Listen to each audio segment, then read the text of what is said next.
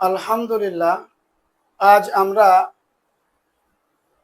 মুজারে মারুফ এর আলামতে মুজারেতে কখন জম্মা হয়। আমরা জানি মুজারে দুই প্রকার, মারুফ, মাজহুল। আলামতে মুজারে যদি ফাতাহ যুক্ত হয়, জবর যুক্ত হয়, তাহলে মুজারে মারুফ এ বিষয় নিয়ে আমাদের চিন্তা নাই। আলামতে মুজারেতে ফাতাহ দেখলেই, জবর দেখলেই আমরা বুঝবো এটা মারুফের সিগা। কিন্তু অনেক জায়গায় আমরা মুজারে মারুফ কিন্তু আলামতে মুজারেতে জম্মা দেখি। তাহলে আমরা বুঝবো কিভাবে এটা মুজারে মারুফ না এটা মুজারে মাজহুল। আলামতে মুজারে জম্মা হওয়ার পরে যদি আইন কালেমায় কাসরা হয়, তাহলে মনে করতে হবে এটা মুজারে মারুফ। যেমন ইউকরিমু, ইউবাসিরু।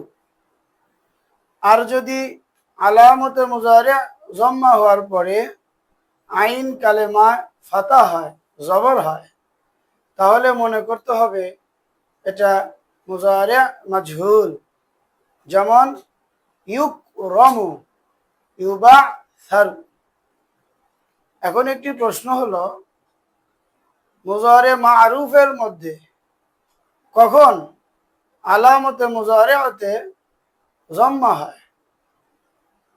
এটা বুঝার সহজ উপায় কি, এই বিষয়টা নিয়েই আমরা আজ আলোচনা করব। আমাদের আজকের ক্লাস মুজারে মারুফ এর আলামতে মুজারেতে কখন জম্মা হয়। প্রিয় তালিবুল ইলম ভাইরা, আমরা মুজারে এর যেই সিগাটাকে মাজহুল বানাতে চাই, সেই সিগাটার ফেলে মাজির অক্ষর কয়টি? যদি ফেলে মাজির অক্ষর 4টি না হয়, 4-এর কম 3 অথবা 4-এর বেশি হয়, তাহলে আমরা মুজারে মারুফ এর ক্ষেত্রে অবশ্যই আলামতে মুজারেতে ফাতা দেব। যেমন নাসারা ইয়ানসুরু, এখানে নাসারা 3 অক্ষর বিশিষ্ট ফেলে মাজি, নুন সাদ রা, সেটার মুজারে মারুফ ইয়ানসুরু। আবার জরবা, এর মুজারে হলো ইয়াজরিবু। আবার সামিয়া, এর মুজারে হলো ইয়াসমাউ। আমরা খেয়াল করি, এটা হলো মুজারে, ইয়ানসুরু, ইয়াজরিবু, ইয়াসমাউ। ইয়ানসুরু এর মাজি হলো নাসারা, ইয়াজরিবু এর মাজি হলো জরবা, ইয়াসমাউ এর মাজি হলো সামিয়া। তিনটাই 3 অক্ষর বিশিষ্ট মাজি। সুতরাং তার মুজারে যখন আমরা তৈরি করব, মুজারে মারুফের মধ্যে অবশ্যই আলামতে মুজারে জবর হবে, ফাতা হবে। আমরা একটু নিচে খেয়াল করি, ইজতানাবা এর মুজারে হলো ইয়াজতানিবু। ইস্তানসরা এর মুজারে হলো ইয়াস্তানসিরু। তাসারবালা এর মুজারে হলো ইয়াতাসারবালু। আমরা খেয়াল করি, এই যে মাজির সিগা আমরা দেখতেছি, ইজতানাবা, ইস্তানসরা, তাসারবালা। ইয়াজতানিবুর মাজি ইজতানাবা, ইয়াস্তানসিরু এর মাজি ইস্তানসরা, ইয়াতাসারবালা এর মাজি তাসারবালা। আমরা দেখতে পাচ্ছি এখানে একটিও 4 অক্ষর বিশিষ্ট নয়। তাহলে যখন মাজি 4 অক্ষর না হবে, 3 অক্ষর বা 4-এর বেশি, অর্থাৎ 4-এর কম বা 4-এর বেশি যদি হয়, সেই মাজি থেকে যদি আমরা মুজারে বানাতে চাই, সেখানে আলামতে মুজারে মারুফের মধ্যে অবশ্যই জবর বা ফাতাহ দিতে হবে। আলহামদুলিল্লাহ, আর যদি ফেলে মাজি এর অক্ষর 4টি হয়, 4-এর বেশিও না, 4-এর কমও না। তাহলে 4 অক্ষর বিশিষ্ট ফেলে মাজি থেকে মুজারে মারুফ বানাতে হলে সেখানে মুজারে মারুফের আলামতে মুজারেতে জম্মা হবে।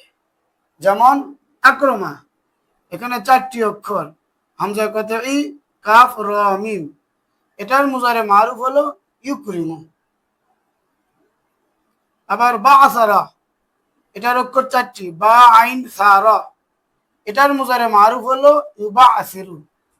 কাতালা, এখানে মাজির অক্ষর 4টি, কফ, আলিফ, তালাম। এটার মুজারে মারুফ হলো ইউকাতিল।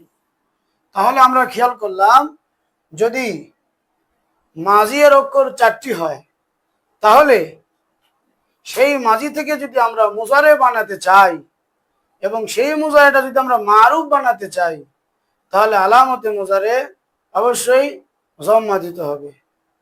তবে এক্ষেত্রে আমরা একটু খেয়াল রাখবো আইন কালেমা। আইন কালেমা যদি জের হয় তাহলে আলহামদুলিল্লাহ মারুফ, আর যদি আইন কালেমা জবর হয় তাহলে মাজহুর। তাহলে আমরা একটি বিষয় পরিষ্কার হলো, যদি আলামতে মুজারে জবর হয় তাহলে মারুফ হয়, আর যদি আলামতে মুজারেতে জম্মা হয় তাহলে আমাদের আইন কালেমা খেয়াল রাখতে হবে। আইন কালেমা যদি জের হয় আলামতে মুজারে জম্মা, আইন কালেমা জের মারুফ, আলামতে মুজারে জম্মা, আইন কালেমা জবর মাজহুর। বাকি মুজারে মারুফের মধ্যেও আলামতে মুজারে জম্মা কখন হয়? যখন তার ফেলে মাজি 4 অক্ষর বিশিষ্ট হয়। 4-এর কমও হয় না, 4-এর বেশি হয় না। 4 অক্ষর বিশিষ্ট ফেলে মাজি থেকে মুজারে মারুফ বানালে সেখানে আলামতে মুজারে জম্মা যুক্ত হয়।